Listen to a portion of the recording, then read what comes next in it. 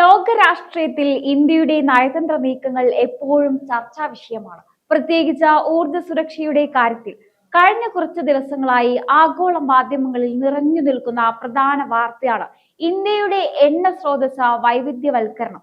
റഷ്യയിൽ നിന്നുള്ള എണ്ണ ഇറക്കുമതി കുറയ്ക്കാൻ ഇന്ത്യ തീരുമാനിച്ചു. ഡൊണാൾഡ് ട്രംപിന്റെ പ്രസ്താവനയ്ക്ക് പിന്നിലെ സത്യം എന്താണ്? ഇതിനെല്ലാം ഉപരിയായി തന്റെ ഏറ്റവും വലിയ ഉപഭോക്താക്കളിൽ ഒരാളായ ഇന്ത്യയുടെ ഈ നീക്കത്തോട് റഷ്യ എങ്ങനെയാണ് പ്രതികരിച്ചത്? നമ്മൾ ഇന്ന് പരിശോധിക്കുന്നത് ഇന്ത്യയുടെ തന്ത്രപരമായ ഈ മാറ്റങ്ങളെ കുറിച്ചാണ്. ഇന്ത്യയുടെ വിദേശ നയം ഇന്ന് ലോകരാജ്യങ്ങൾക്കിടയിൽ ഒരു അത്ഭുതമായി മാറിക്കൊണ്ടിരിക്കുകയാണ്. പ്രത്യേകിച്ച് ഊർജ്ജ സുരക്ഷയുടെ കാര്യത്തിൽ വിദേശകാര്യ സെക്രട്ടറി വിക്രം മിശ്രി അടുത്തിടെ നടത്തിയ ചില പ്രസ്താവനകൾ കേവലം ഒരു വാർത്തയല്ല, മറിച്ച് ഇന്ത്യയുടെ വരാനിരിക്കുന്ന വലിയൊരു നയതന്ത്ര നീക്കത്തിന്റെ സൂചനയാണ്. ഇന്ത്യ ഇനി മുതൽ ഒരു രാജ്യത്തെയും എണ്ണ ഇറക്കുമതിക്കായി അമിതമായി ആശ്രയിക്കില്ലെന്നും പകരം സ്രോതസ്സുകൾ വൈവിധ്യവൽക്കരിക്കുമെന്നാണ് അദ്ദേഹം വ്യക്തമാക്കിയത്. ഇത് കേൾക്കുമ്പോൾ പലരുടെയും മനസ്സിൽ ഉയർന്ന ചോദ്യം ഇന്ത്യ റഷ്യയെ കൈവിടുകയാണോ എന്നതായിരുന്നു. എന്നാൽ യാഥാർത്ഥ്യം അതല്ല. ഒരു രാജ്യം വളരുമ്പോൾ അതിന്റെ ആവശ്യങ്ങളും മാറിക്കൊണ്ടിരിക്കും. ലോകത്തെ ഏറ്റവും വലിയ മൂന്നാമത്തെ എണ്ണ ഉപഭോക്താവായ ഇന്ത്യയെ സംബന്ധിച്ച് ഒരു സ്രോതസ്സിൽ മാത്രം ഒതുങ്ങി നിൽക്കുന്നത് സാമ്പത്തികമായും സുരക്ഷാപരമായും വലിയ അപകടമാണ്. അതുകൊണ്ട് തന്നെ വിപണിയിലെ ലാഭവും ലഭ്യതയും നോക്കി എണ്ണ വാങ്ങുക എന്നത് ഇന്ത്യയുടെ അവകാശമാണെന്ന് വിക്രം മിശ്രി ലോകത്തോട് വിളിച്ചു പറഞ്ഞു.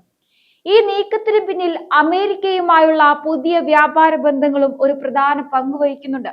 ഡൊണാൾഡ് ട്രംപ് ഇന്ത്യയിൽ നിന്നുള്ള ഉൽപ്പന്നങ്ങൾക്ക് ഏർപ്പെടുത്തിയിരുന്ന അധിക നികുതികൾ പിൻവലിച്ചതിന് പിന്നാലെയാണ് ഇങ്ങനെയൊരു മാറ്റം എന്നത് ശ്രദ്ധേയമാണ്. റഷ്യൻ ക്രൂഡ് ഓയിൽ ഇറക്കുമതി കുറയ്ക്കാൻ ഇന്ത്യ താൽപര്യം കാണിക്കുന്നത് അമേരിക്കയുമായുള്ള വ്യാപാര കരാറുകൾ കൂടുതൽ സുഗമമാക്കാൻ സഹായിക്കും.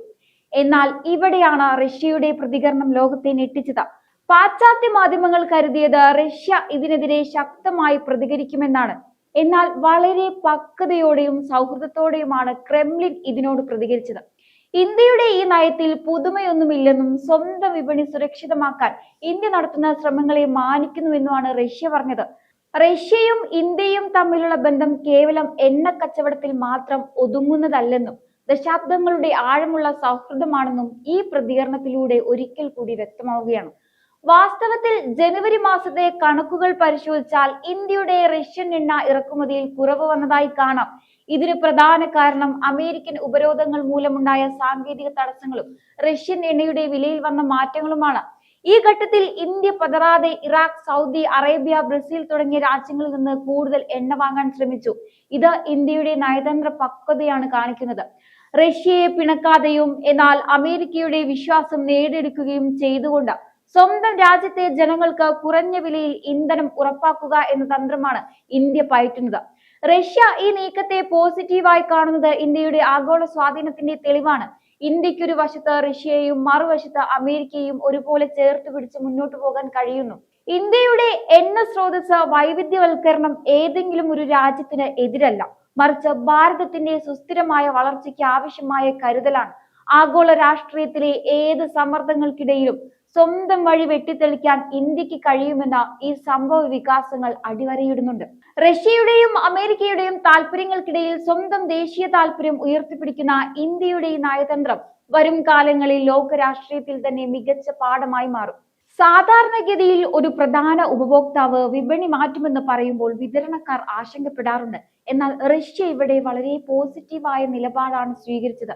ഇന്ത്യയുടെ ദീർഘകാല ഊർജ്ജ നയം ഇതാണെന്ന് റഷ്യക്ക് വ്യക്തമായി അറിയാം. അതുകൊണ്ട് തന്നെ ഇതിൽ പുതുമയില്ലെന്ന് ക്രെംലിൻ വ്യക്തമാക്കി. പാശ്ചാത്യ രാജ്യങ്ങളുടെ സമ്മർദ്ദത്തിന് വഴങ്ങിയല്ല, മറിച്ച് സ്വന്തം വിപണി സാഹചര്യങ്ങൾ മുൻനിർത്തിയാണ് ഇന്ത്യ തീരുമാനമെടുക്കുന്നതെന്ന് റഷ്യ വിശ്വസിക്കുന്നുണ്ട്. കേവലം ഒരു കച്ചവടക്കാരൻ, ഉപഭോക്താവ് എന്നതിലുപരി ഇന്ത്യയെ ഒരു വിശ്വസ്ത പങ്കാളിയായാണ് റഷ്യ കാണുന്നത്. ഇന്ത്യയുടെ സാമ്പത്തിക വളർച്ചയ്ക്ക് ആവശ്യമായ എണ്ണ അവർക്ക് എവിടെ നിന്ന് കിട്ടണമെന്ന് തീരുമാനിക്കാനുള്ള അധികാരം ഇന്ത്യക്കുണ്ടെന്ന് റഷ്യ സമ്മതിക്കുന്നു. ഡൊണാൾഡ് ട്രംപ് റഷ്യയിൽ നിന്നുള്ള എണ്ണ വാങ്ങുന്നത് ഇന്ത്യയെ നിർത്തുമെന്ന് അവകാശപ്പെട്ടിരുന്നു. ഇതിന് പിന്നാലെ ഇന്ത്യയിൽ നിന്നുള്ള ഉൽപ്പന്നങ്ങൾക്ക് ഏർപ്പെടുത്തിയിരുന്ന 25% നികുതി അദ്ദേഹം പിൻവലിക്കുകയും ചെയ്തു. ഇത് ഇന്ത്യയുടെ വലിയൊരു നയതന്ത്ര വിജയമാണ്. റഷ്യയുമായുള്ള ബന്ധം നിലനിർത്തിക്കൊണ്ട് തന്നെ അമേരിക്കയുമായി മികച്ച വ്യാപാര കരാറുകൾ നേടിയെടുക്കാൻ ഇന്ത്യക്ക് കഴിഞ്ഞു.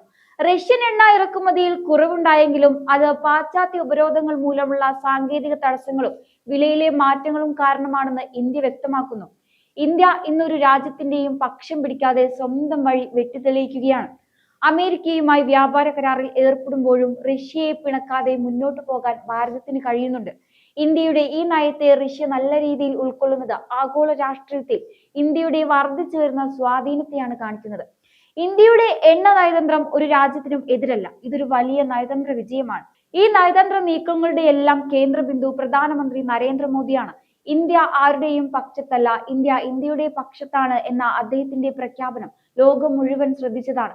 യുക്രൈൻ യുദ്ധം തുടങ്ങിയ സമയത്ത് പാശ്ചാത്യ രാജ്യങ്ങളിൽ നിന്ന് വലിയ സമ്മർദ്ദമുണ്ടായിട്ടും റഷ്യയിൽ നിന്ന് കുറഞ്ഞ വിലയ്ക്ക് എണ്ണ വാങ്ങാൻ അദ്ദേഹം തീരുമാനിച്ചു. തന്റെ രാജ്യത്തെ ജനങ്ങൾക്ക് വില കുറഞ്ഞ ഇന്ധനം നൽകുക എന്നതായിരുന്നു അദ്ദേഹത്തിന്റെ ലക്ഷ്യം. ഇന്ന് വിപണി സാഹചര്യങ്ങൾ മാറുമ്പോൾ അമേരിക്കയുമായുള്ള ബന്ധം മെച്ചപ്പെടുത്താനും കൂടുതൽ മികച്ച വ്യാപാര കരാറുകൾ നേടിയെടുക്കാനും അദ്ദേഹം എണ്ണ ഇറക്കുമതിയിൽ മാറ്റങ്ങൾ വരുത്തുകയാണ്.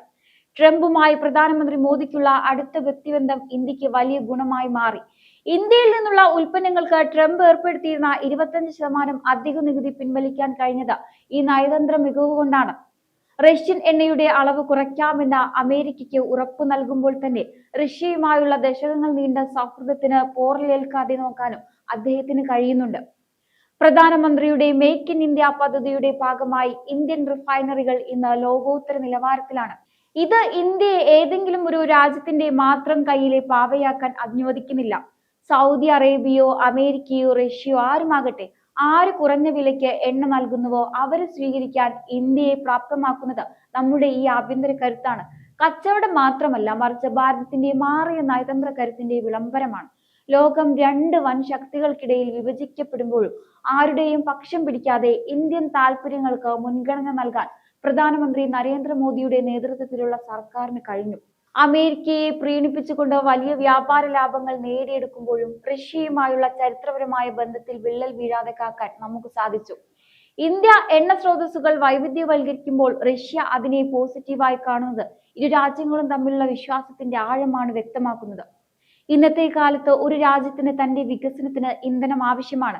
അത് എവിടെ നിന്ന് വാങ്ങണം, എത്ര വിലയ്ക്ക് വാങ്ങണം എന്ന് തീരുമാനിക്കാനുള്ള പരമാധികാരം ഇന്ത്യ കൈക്കലാക്കിയിരിക്കുന്നു.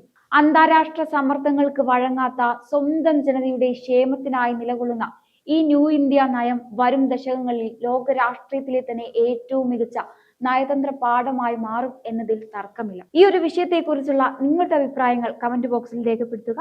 മറ്റൊരു വിഷയവുമായി വീണ്ടും കാണാം. നന്ദി.